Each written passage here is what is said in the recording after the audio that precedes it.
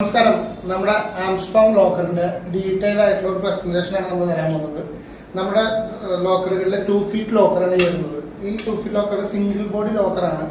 Mechanism വരുന്നത് almost നമ്മുടെ standard locker ആണെങ്കിലും ഫ്ലോർ ലോക്കർ ആണെങ്കിലും എല്ലാത്തിലും ഇതേ മെക്കാനിസം തന്നെയാണ് വരുന്നത്. ആ മെക്കാനിസത്തിനെ കുറിച്ചുള്ള ഡീറ്റെയിൽ ആയിട്ടുള്ള പ്രസന്റേഷൻ നമ്മൾ തരാൻ പോകുന്നത്.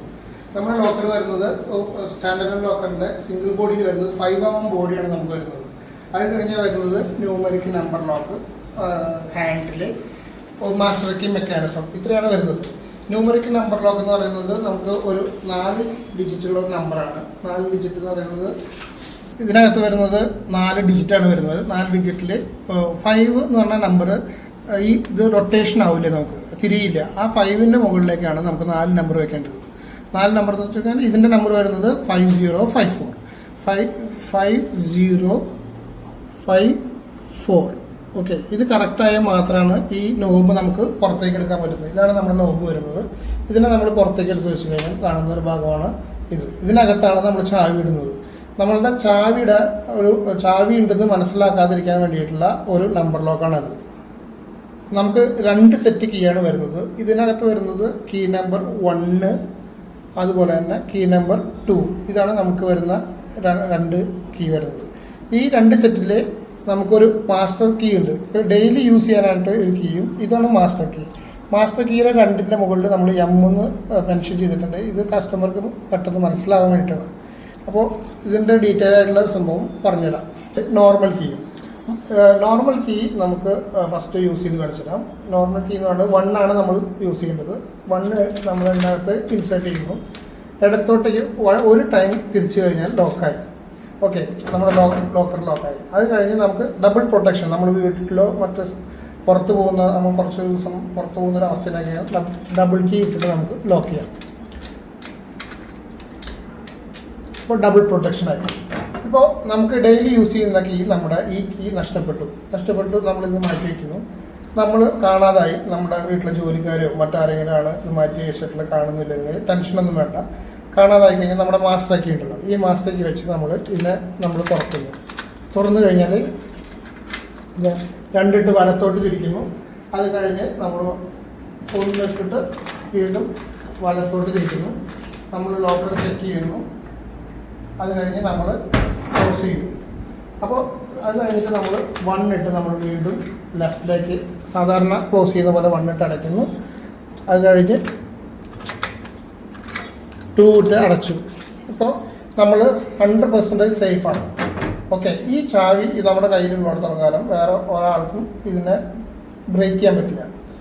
ഇത് ഇപ്പോൾ ഈ ചാവി നമ്മളുടെ നഷ്ടപ്പെട്ടു, നമ്മുടെ വീട്ടിലൊക്കെ പോയത് ചാവി വേറൊരാൾക്ക് കിട്ടിയിട്ടില്ലെങ്കിൽ ഒന്നും ടെൻഷൻ്റെ, അവർ വന്ന് ട്രൈ ചെയ്താൽ കണ്ടു ഇത് വർക്കാകില്ല, ഡിസേബിളായി.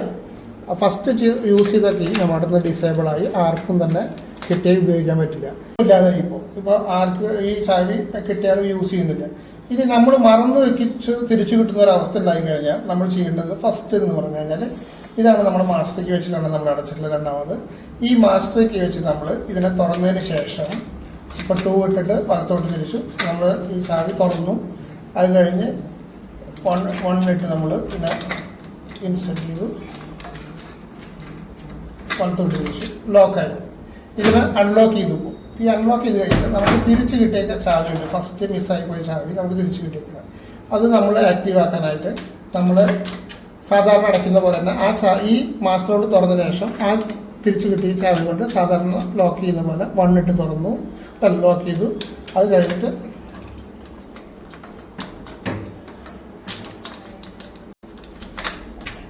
നമ്മൾ 2 ഇട്ടിട്ട് ലോക്ക് ചെയ്തു, ലോക്കായി. ഇപ്പോൾ നമ്മുടെ ഈ 2 സെറ്റ് കീകളും ആക്റ്റീവായി. അതുകൊണ്ട് തന്നെ നമുക്ക് ഈ 2 സെറ്റ് കീയിലെയും ഡിഫറൻസ് എന്ന് പറഞ്ഞാൽ ഈ കീയിലെ ടീത്തുകളെല്ലാം ഡിഫറൻസ് ആണ്. അതുകൊണ്ട് തന്നെ നമുക്ക് ഡ്യൂപ്ലിക്കേറ്റ് ചാവി ഉണ്ടാക്കാൻ പറ്റില്ല. അതാണ് ഇതിൻ്റെ ഒരു ഏറ്റവും വലിയ സ്പെഷ്യാലിറ്റി. അടുത്തത് വരുന്നത് നമുക്ക് ഇതിനകത്തുള്ള മെറ്റീരിയലിൻ്റെ ആണ് നമുക്ക് ഡീറ്റെയിൽ ആയിട്ട് പറയാനുള്ളത്. നമ്മൾ ഈ ചാവി വെച്ച് തുറന്നതിന് ശേഷം നമുക്ക് ഇതാണ് നമ്മുടെ ഡോറ് വരുന്നത്.